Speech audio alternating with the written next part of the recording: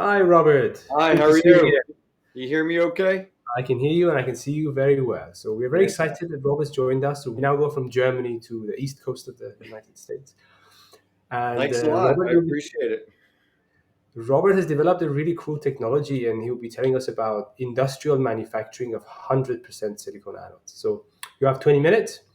Good luck. Awesome. Thank you.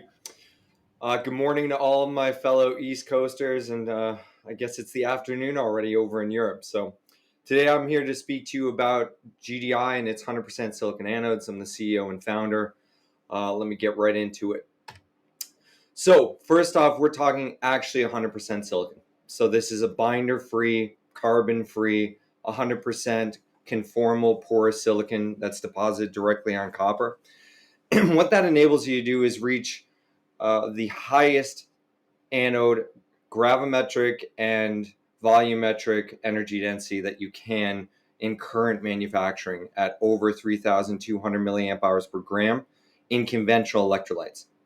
And I'll get into that a little bit more, why it's so important to use conventional electrolytes and not these new ethers or localized high concentration that are still not at commercial scale or anywhere near commercial cost. We've raised about 20 million in funding from VCs such as Inno Energy in Europe and Helios Climate Ventures in the US. And we also have support from Army Research Lab, Department of Energy, Defense Logistics Agency, New York State, NYSERDA, in government grants and government contracts. What makes us different is that we also have a multidisciplinary team. So we have people from the photography industry at Kodak who really understand coating chemistry and film chemistry and roll-to-roll manufacturing and global supply chains, as well as battery expertise in terms of the chemistry and in terms of the components. We already have 11 issued US patents, and we have another 34 patents pending, and we have more patents on the way. And we've already verified the data that I'm going to show you today. So I always love this line by Elon.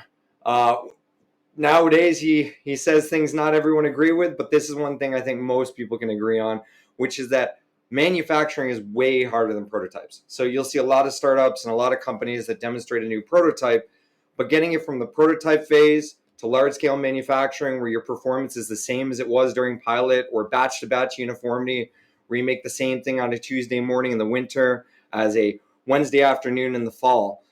That's what's difficult. That's what's truly difficult. And especially in silicon, having uniformity and batch to batch uniformity and scale is incredibly difficult. So how are we solving that? We have the Global Silicon Anode Manufacturing Alliance, and that is with AGC and Schlink.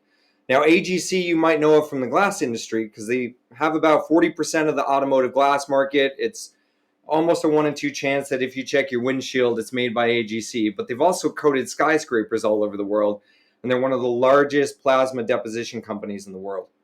And then Schlink makes these very high performance metal alloy foils in Germany.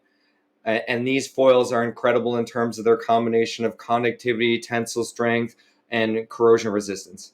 So when you put all this together, you have the equipment, you have the materials, you have the supply chain, and you have companies that are already experienced supplying the automotive market. So you combine the best of all worlds. Startups are really good at inventing tech, but not always good at getting it to scale in a way that end users can utilize it the way they need to. You know, high yield, appropriate economics, etc.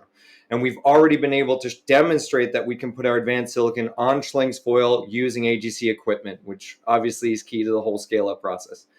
So our initial milestones for the Alliance are get this anode into a variety of different segments simultaneously. So micro batteries, defense batteries, mobility batteries, all by the end of next year.